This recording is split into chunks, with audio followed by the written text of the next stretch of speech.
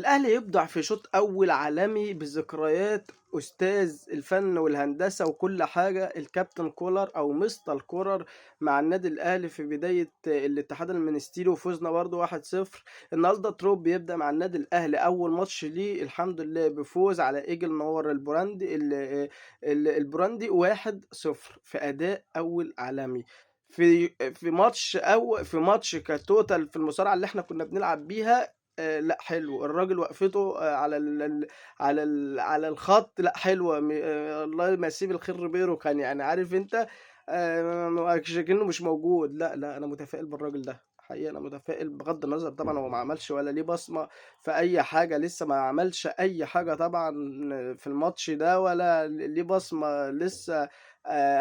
يعني نقطة بصمة حطها بس يعني.